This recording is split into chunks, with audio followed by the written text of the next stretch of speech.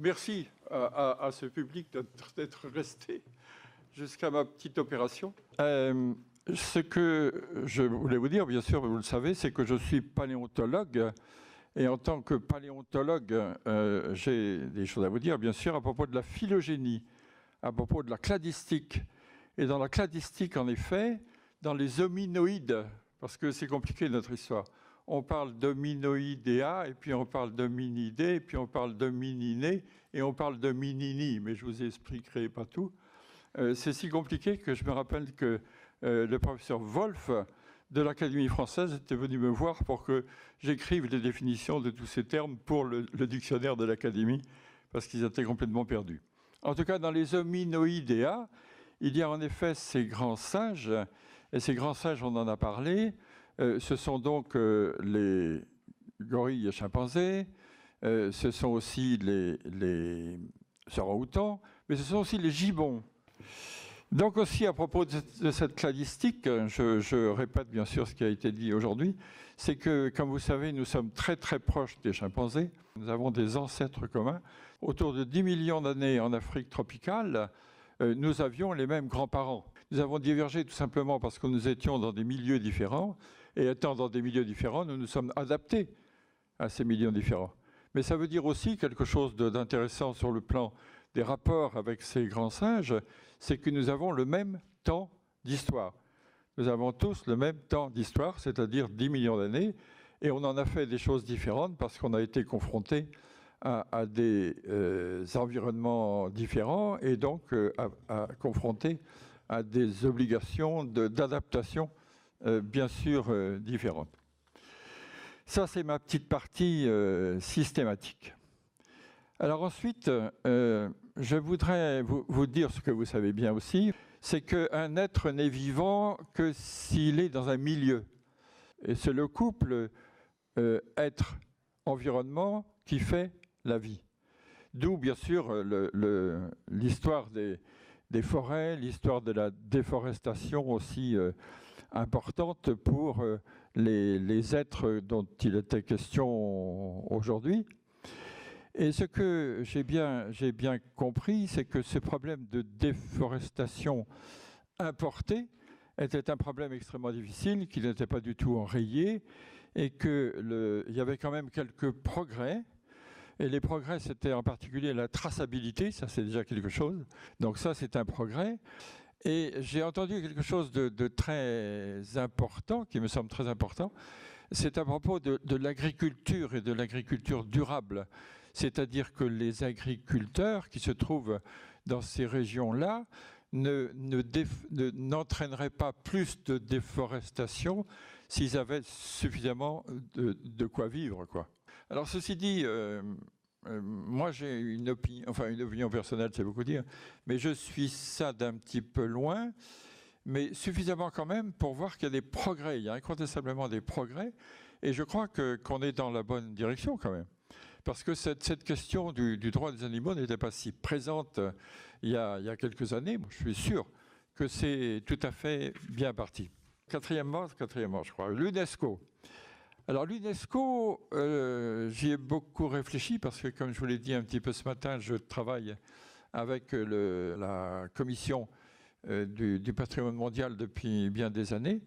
Et je pense en effet, après réflexion et quelques discussions, que ce sera beaucoup plus difficile de faire classer les chimpanzés en tant que tels plutôt que de faire classer des régions.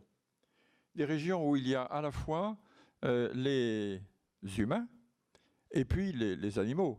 Et ceci d'autant plus facilement que, comme on l'a dit, comme quelqu'un l'a dit à propos en citant Lévi-Strauss ce matin, et puis on pourrait citer aussi Descola, la coupure entre les êtres vivants, les autres êtres vivants, je veux dire les animaux et les plantes, et les humains, existe chez nous de plus en plus malheureusement, mais dans beaucoup de pays du monde, ça n'existe pas.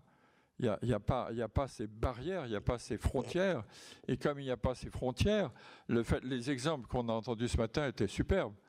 Les exemples de totémisation de certains singes et de l'intervention de ces sages ou du simulacre de ces sages dans des opérations rituelles humaines. C'est superbe.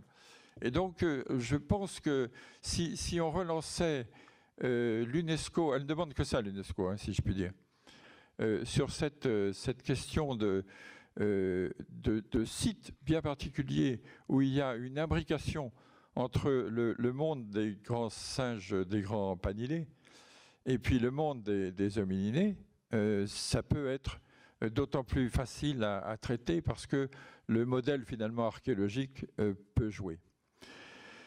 Alors le droit, le statut de l'animal, là encore, il est extrêmement intéressant de voir ce qui va se passer en Nouvelle-Calédonie. C'est tout à fait typique. La Nouvelle-Calédonie a des totems. Ces totems, ce sont les tortues et les requins. Et là-bas, on va en tenir compte dans la juridiction nouvelle. Quand même, ce sont des quantités d'exemples qui nous entourent, qui nous enserrent, qui nous donnent des modèles. En tout cas, cette idée de personnalité juridique est extrêmement intéressante. Et je pense qu'on peut en effet y arriver de la manière dont elle a été indiquée et suggérée. Et là aussi, on parlait de stratégie du premier pas. Le premier pas est fait, je crois. Donc moi, encore une fois, je suis très, très optimiste. Ensuite, la question des espaces protégés. Il ne faut pas mettre la biosphère sous cloche. Il vaut mieux éduquer. Ça, je suis sûr, en effet, que c'est la solution. Parce qu'à partir du moment où on fait des limites, vous avez entendu ça aussi, on fait des limites d'espaces protégés. Au-delà des espaces protégés, par définition, ça n'est plus protégé. Et pourquoi voulez-vous que les primates, les grands singes, restent dans leur espace protégé?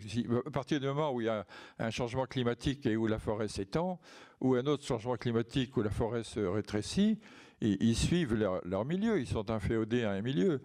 Et l'espace protégé, eh bien, il recouvre peut-être le milieu au moment où on le fait, mais pas forcément dans les années qui suivent. Or, l'éducation, c'est essentiel. Éduquer les enfants, apprendre les petits très tôt pour leur expliquer ce qu'est l'environnement, ce que l'on fait en ce moment, mais leur expliquer aussi ce que sont les grands singes, ça leur plaira beaucoup. D'autant plus que les grands singes, ça attire tout simplement parce qu'on s'y voit. Hein. C'est un miroir.